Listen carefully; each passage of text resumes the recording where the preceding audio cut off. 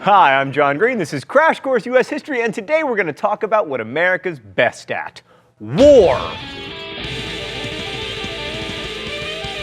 Mr. Green, the United States has actually only declared war 5 times in the last 230 years. Oh, me from the past, you sniveling literalist. Well, today we're going to talk about America's first declared war, the War of 1812, so called because historians are terrible at naming things. I mean, they could have called it the Revolutionary War Part 2, or the Canadian Cataclysm, or the War to Facilitate Future Wars. But no, they just named it after the year it started.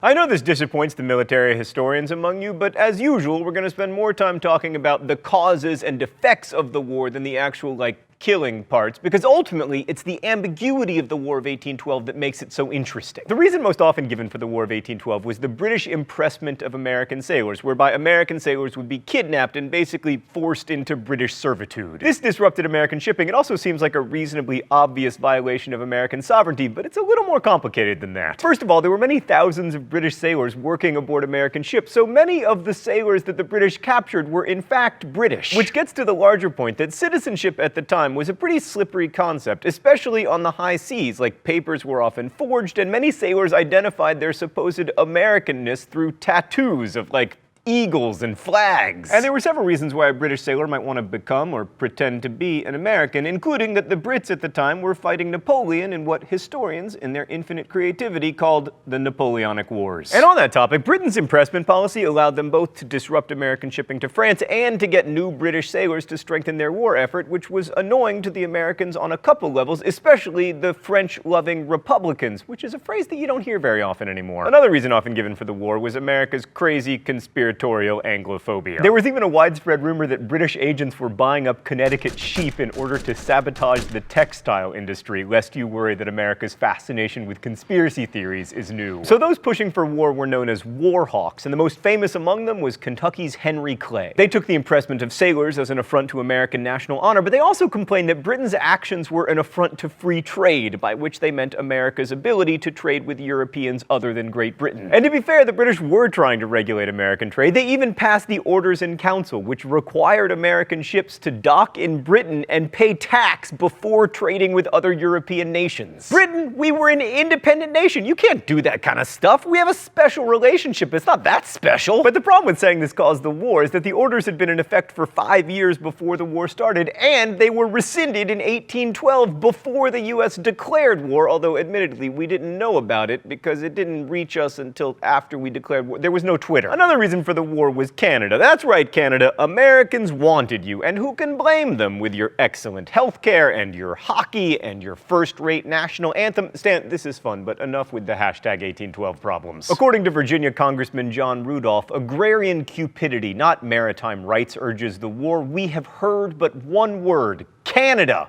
Canada. Canada! I'm not here to criticize you, John Randolph, but that's actually 3 words. Now, some historians disagree with this, but the relentless pursuit of new land certainly fits in with the Jeffersonian model of an agrarian republic. And there's another factor that figured into America's decision to go to war: expansion into territory controlled by Native Americans. Oh, it's time for the mystery document?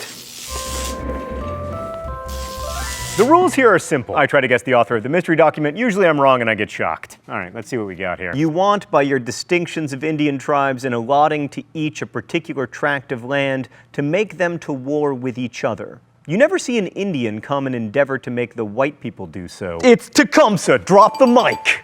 Is something that I would do, except that the mic is actually attached to my shirt, so there's no drama in this. Clearly a Native American criticism of white people, and I happen to know that that particular one comes from Tecumseh, and I don't get shocked today! So it shouldn't come as a surprise that Americans were continuing to push westward into territory where Indians were living. I mean, this was a big reason for the Louisiana Purchase, after all. By the beginning of the war, more than 400,000 settlers had moved into territories west of the original 13 colonies, and they outnumbered American Indians by a significant margin. Some Native groups responded with a measure of assimilation. Cherokees like John Ross wanted to become more civilized, that is, more white and farmery, and some of them did even adopt such civilized practices as written languages and slavery. the most civilized practice of all. People are always like, why aren't you more celebratory of American history? Well, why isn't there more to celebrate? But other Indians wanted to resist. The best known of these were the aforementioned Tecumseh and his brother Stan, can you just put on the screen?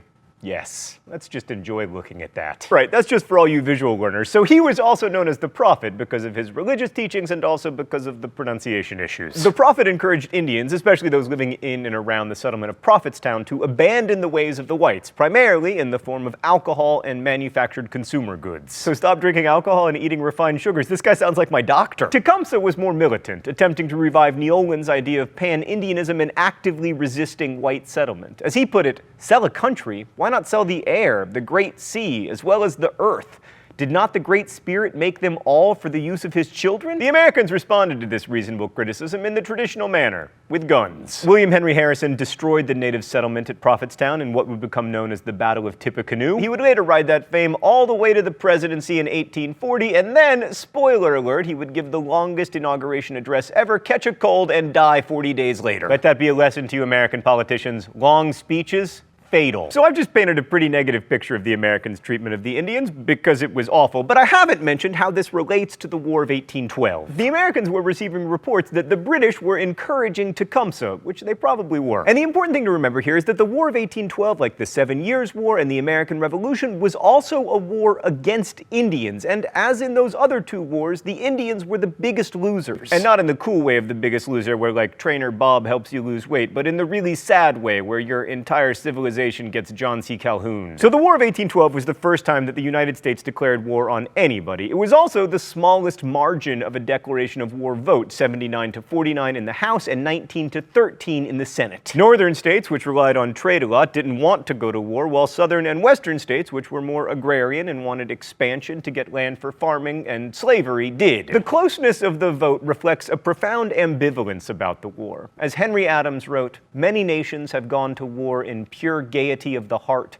but perhaps the United States were the first to force themselves into a war they dreaded, in the hope that the war itself might create the spirit they lacked." Don't worry, Henry Adams. In the future, we're going to get pretty gaiety of heartish about war. Anyway, as an actual war, the War of 1812 was something of a farce. Let's go to the thought bubble. The U.S. Army numbered 10,000 to 12,000, and its officers were sunk into either sloth, ignorance, or habits of intemperate drinking. The U.S. Navy had 17 ships. Great Britain had 1,000. Also, America had very little money. Britain collected 40 times more tax revenue than the U.S. But Britain was busy fighting Napoleon, which is why they didn't really start kicking America's butt until 1814, after Napoleon was defeated. Napoleon's defeat was also the end of the practice of impressment, since Britain didn't need so many sailors anymore. Initially, much of the war consisted of America's attempts to take Canada, which any map will show you went smashingly. Americans were confident that the Canadians would rush to join the U.S. When marching from Detroit, General William Hull informed the Canadians that, quote, "You will be emancipated from tyranny and oppression and restored to the dignified station of free men." And the Canadians were like, yeah, we're okay actually. And so the British in Canada, with their Indian allies, went ahead and captured Detroit and then forced Hull's surrender. America's lack of success in Canada was primarily attributable to terrible strategy. They might have succeeded if they'd taken Montreal, but they didn't want to march through northern New York because it was full of Federalists who were opposed to the war. Instead, they concentrated on the west, that is, the area around Detroit, where fighting went back and forth. The British found much more success, even seizing Washington, D.C. and burning the White House. In the course of the battle, British Admiral George Cockburn, overseeing the destruction of a newspaper printing house, told the forces that took the city, "Be sure that all the seas are destroyed so that the rascals cannot any longer abuse my name." It's hard out there for a Cockburn. Thanks, Thought Bubble. Given these problems, it's amazing there were any American successes, but there were. The battleship USS Constitution broke the myth of British naval invincibility when cannonballs bounced off it and earned it the nickname Old Ironsides. Oliver Hazard Perry defeated a British fleet in, of all places, Lake Erie. At the Battle of the Thames, William Henry Harrison defeated Tecumseh, and the Battle of Horseshoe Bend showed one of the reasons why Indians were defeated when Andrew Jackson played one group of Creeks against another group of Creeks and Cherokees. 800 Indians were killed in that battle. And speaking of Jackson, the most notable American victory of the war was the Battle of New Orleans, which catapulted him to prominence. He lost only 71 men while inflicting 2,036 British casualties. Of course, the most memorable thing about the battle was that it took place 2 weeks after the peace treaty ending the war had been signed, but hey, That's not Jackson's fault. Again, no Twitter, hashtag 1815 problems. The Treaty of Ghent, which ended the war, proved just how necessary the war had been, not at all. No territory changed hands. When negotiations started in August 1814, the British asked for northern Maine, demilitarization of the Great Lakes, and some territory to create an independent nation for the Indians in the Northwest,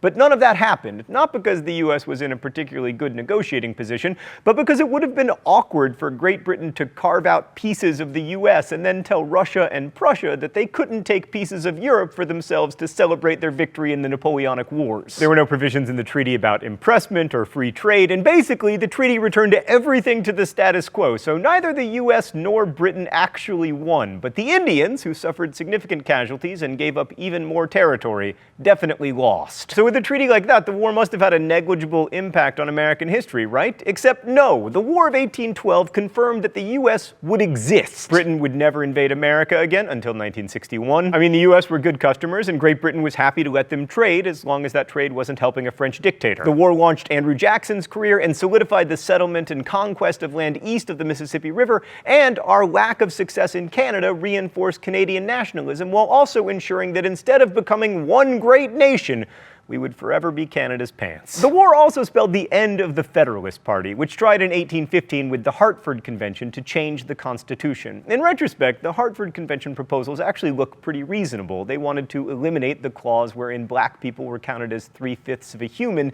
and require a 2/3 congressional majority to declare war. But because they had their convention right before Jackson's victory at New Orleans, they only came off looking unpatriotic and out of touch, as the elite so often do. It's hard to argue that Americans really won the War of 1812, but we felt like we won, and nothing unleashes national pride like war winning. The nationalistic fervor that emerged in the early 19th century was, like most things, good news for some and bad news for others. But what's important to remember, regardless of whether you're an American, is that after 1812, the United States saw itself not just as an independent nation, but as a big player on the world stage. For better and for worse, that's a gig we've held on to. And no matter how you feel about America's international interventions, you need to remember it didn't begin in Afghanistan or even Europe.